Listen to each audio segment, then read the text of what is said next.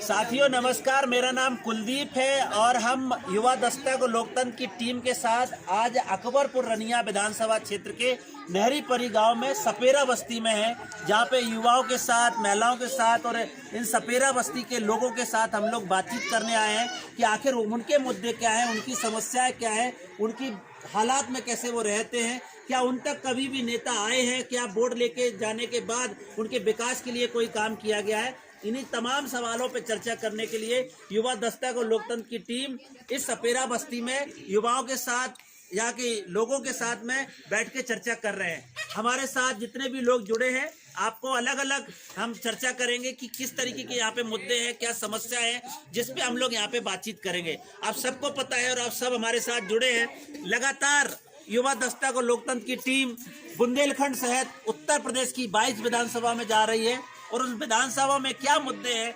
इस तरीके से हम लोग खोजते हुए उन कोनों में जा रहे हैं जहां आज तक कोई नहीं पहुंचा है। ये जो बच्चों पलायन किए हुए परिवारों के साथ चली जाती हैं बच्चों के सहित, तो उनकी पढ़ाई रुक जाती है। यही कारण है कि बहुत सारे बच्चों का जो ड्रॉप आउट रेट है सबसे ज़्यादा नाहरी बरी में गांव है। कानपुर देहात का सबसे, अगर ड्रॉप आउट का रेट देखेंगे तो सबसे ज़्यादा यहाँ पर ड्रॉप आउट का रेट है। और हम चाहते हैं कि जो भी सरकार बने वो सरकारें इस गांव की तरफ विशेष ध्यान दें और उसकी पहल हम लोग भी जारी रखेंगे। हम लोग भी इनके साथ मिलकर काम कर रहे हैं कि इनको अनुसूचित जनजाति का दर्जा दिया जाए और या तो अनुसूचित जाति का दे दिया जाए, ताकि कम से कम इनकी समस्याओं के लिए इनको कहीं ज़्यादा हाथ न फैलाना पड़े।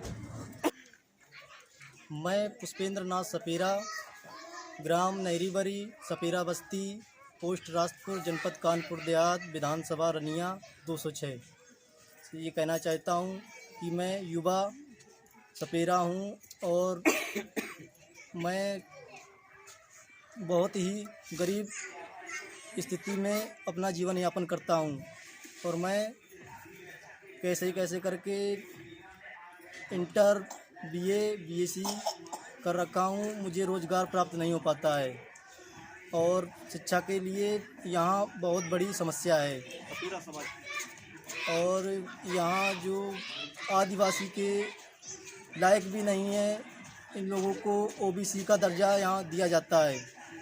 तो मैं सरकार से दरख्वास्त करता हूँ कि हम लोगों को ज़्यादा से ज़्यादा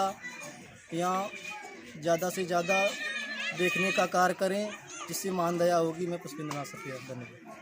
कानून सरकारें बना रही हैं, लेकिन जो सपेरा समुदाय है उसकी सुरक्षा के लिए कोई कानून नहीं है।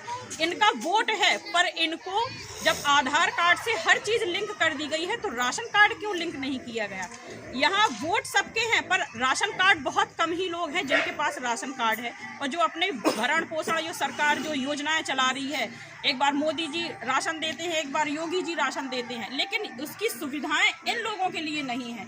ये समुदाय एसटी समुदाय की पायदान से भी नीचे है, लेकिन इसको ओबीसी समुदाय में डाल दिया गया, जिस वजह से इनको जो भी जो योजनाएं हैं, एससीपी, टीएसपी का जो पैसा है उसका भी इनको सही तरह से लाभ नहीं मिल पाता है। और अभी हमने महिलाओं से बात की, जो चेहरे पे देखने को मिलता है, जहाँ न्यूट्रिशन की बात करते हैं, लोगों को मिड डे मील की बात करते हैं, ये इन तक कोई भी योजना, कोई भी समस्या का समाधान ठीक से नहीं हो पा रहा है। वो हमें इन जो समुदाय हैं, जो उच्च वर्ग हैं या जो भी प्रत्याशी हैं इस टाइम पे लड़ रहे हैं, वो वोट के लिए यहाँ की खाद छान रहे हैं, लेकिन जैसे ही वोट पड़ते हैं और वो जीत जाते हैं, उसके बाद सदन में बातें उठाना भूल जाते हैं, बात करना भूल जाते हैं। तो जो फिल्म में है और वो यहाँ की स्थिति में सेम कंडीशन मुझे कुछ समझ नहीं आ रहा है। जहाँ आज हम नाग देवता को पूजते हैं, यदि घर में नाग घुस जाता है, सांप घुस जाता है, तो इस समुदाय को ढूंढा जाता है और पकड़ा जाता है।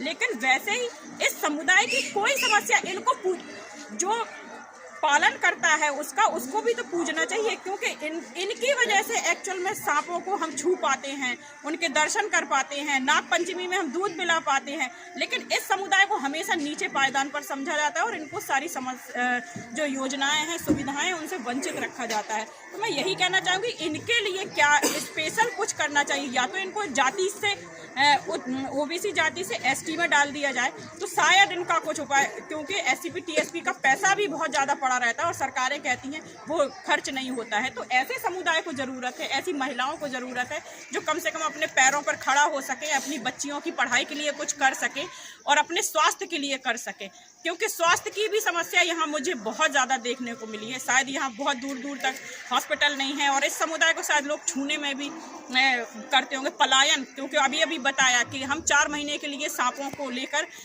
बाहर जाते हैं और लेकिन कानून बनने की वजह से वो भी उनका जो पैतृक धंधा है वो भी बंद हो चुका है। तो इन्हीं सब समस्याओं के साथ आज हम इन समुदाय से मिले हैं। जय भीम, जय संविधान। काफ़ी दिक्कतें का सामना करना नहीं पड़ेगा और मैं ये कहना चाहता हूँ कि हमारे साथ के जो लड़के हैं वो काफ़ी बेरोजगारी के लिए मजबूर है, काम करना पड़ता है और दिक्कतें काफ़ी आ रही हैं। घर भी नहीं है, रहने के लिए छत का सहारा भी नहीं है। कुछ हम लोग जैसे युवाओं के लिए आगे के लिए कुछ किया जाए तो मानदेय होगी सरकार से। मैं यही कहना चाहता हूँ कि हमारी जात कोई भी नहीं आती है, हमको ओबीसी में डाल दिया है और एसटी की मांग की जा रही है हम लोगों की, तो अच्छा होगा। नमस्कार साथियों, मैं प्रेम नारायण सिंह पाल। आज युवा दस्तक और लोकतंत्र की टीम जो अलग अलग क्षेत्रों में, अलग अलग विधानसभाओं में 26 जनवरी से एक कारवां को प्रारंभ करके बुंदेलखंड की 19 और बुंदेलखंड के समीपवर्ती घाटमपुर, अकबरपुर रनिया और भोगनीपुर विधानसभाओं में जाकर के युवाओं से संवाद कर रहे हैं। उन संवाद के क्रम में, उस संवाद की यात्रा में आज हमारा कारवां आज आ पहुंचा है अकबरपुर रनिया विधानसभा के ग्राम नाहरीबरी में। ये वो गांव है जो ये बताता है कि कैसे आने वाली सरकारें, पिछले समय की सरकारें और वर्तमान दौर की सरकारें जो कहती कुछ हैं और करती कुछ हैं। तमाम लोग आते हैं, अपने अपने विचार व्यक्त करते हैं, अच्छे अच्छे भाषण देते हैं, लच्छेदार बातें टीवी पर परोसी जाती हैं, किंतु जमीनी हकीकत क्या है आज हमको आप लोगों को रूबरू कराते हैं। इस दौर में जहां लोग भारत के शहरों को, कहीं किसी को क्वेटो बनाना चाहता है, कोई किसी को लंदन बनाना चाहता है, कोई किसी की तुलना शिकागो से करता है, कोई मॉरिशस बनाना चाहता है, उस दौर में जहां एक क्लिक के बाद लोग दुनिया का दर्शन कर लेता है, जहां आधुनिकता की तमाम परिभाषाएं परिभाषित होती हैं, उसी दौर में आज हम जिस जगह खड़े हुए हैं उस बस्ती के लोग जो मेहनत करते हैं, मजदूरी करके जीवन यापन करते हैं और उस जीवन यापन, कठिन परिश्रम, कठिन दिक्कतों का सामना करने के बाद जो एक एक पैसे कमाते हैं, उसके बाद भी सरकार को एक कर के तौर पर पैसा भरते हैं, राष्ट्र के निर्माण में अपना योगदान देते हैं। लेकिन इस राष्ट्र को निर्माण करने वाली, राष्ट्र को मजबूत करने वाली तथाकथित सरकारें या वो राजनेता कहाँ हैं? उनकी नजर यहाँ क्यों नहीं पड़ रही है? आखिर क्यों एक बड़ा वर्ग अपने आप को अपेक्षित महसूस कर रहा है? क्या राजनीति सिर्फ उन लोगों के लिए है जो चाक चौबंद होकर के रहते हैं? क्या राजनीति सिर्फ उन लोगों के लिए है जो बालू खनन करके अपने समाज को आगे कर लेते हैं? क्या राजनीति सिर्फ उन लोगों के लिए है जो लोग सड़कों पर के जाकर के सरकार के कार्यों में हस्तक्षेप करते हैं, विरोध प्रदर्शन कर लेते हैं? क्या इस देश में उन लोगों का कोई स्थान नहीं है जो शांतिपूर्ण तरीके से राष्ट्र निर्माण में अपना सहयोग करते हैं, शांतिपूर्ण तरीके से अपना जीवन यापन करते हैं? तो फिर क्यों सरकारें उनकी तरफ नजर नहीं डालती है? फिर क्यों सरकारें इन सपेरों के साथ न्याय नहीं कर रही है? तमाम लोग जो राष्ट्र निर्माण की बात करते हैं, अगर ये बड़ी संख्या में रहने वाले लोग जो जीवन यापन के लिए मेहनत करते हैं, मजदूरी करते हैं, भूमिहीन लोग हैं, जो घुमंतु हैं, जिनके साथ कोई मजबूत इनका आशियाना नहीं है, इनके बच्चों की शिक्षा का उचित प्रबंध नहीं है, इनके स्वास्थ्य के लिए कोई प्रबंध नहीं है, तो क्या सरकारों को इनके आर्थिक और सामाजिक ढांचे को ध्यान में रखते हुए क्या इनकी जाति जो है उसको एससी में या एसटी में स्थान नहीं देना चाहिए?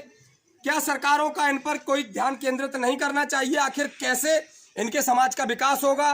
कैसे ये लोग और मजबूत होकर के राष्ट्र का निर्माण करेंगे? क्योंकि हमारी दीवार है, अगर उसकी 4 ईंट भी कमजोर होगी तो उस दीवार को मजबूत नहीं कह सकते। उसी तरीके से हमारा ये सपेरा समाज भी इस देश के अभिन्न लोगों में से है, ये यहाँ के नागरिक हैं, मतदाता हैं। तो अगर जो चूंकि महात्मा गांधी जी कहा करते थे कि अगर देश को गुलजार करना है तो देश के गांव की अंतिम झोपड़ी जब तक गुलजार नहीं होगी, हम गुलजार या विकसित राष्ट्र की परिकल्पना नहीं कर सकते। तो क्या हम उन्नत राष्ट्र की या विकसित राष्ट्र की कल्पना कर सकते हैं जो इन लोगों को दरकिनार करके, या फिर कोई ऐसा समय आएगा जो इनके आवाज को बुलंद करेगा, इनकी मजबूती बनेगी और इनको ये एहसास दिलाया जाएगा कि हाँ, हमारा देश आजाद है और हम इस आजाद देश के आजाद नागरिक हैं, हमारा भी यहाँ को हक और अधिकार है। इनकी और बातों को जानेंगे और अपने कारवां को आगे लेकर के चलेंगे और पहुंचेंगे उन पहलुओं के पास, उन मुद्दों के पास जहां आज तक जिनको दरकिनार किया गया है। सभी साथियों को जय भीम, जय संविधान।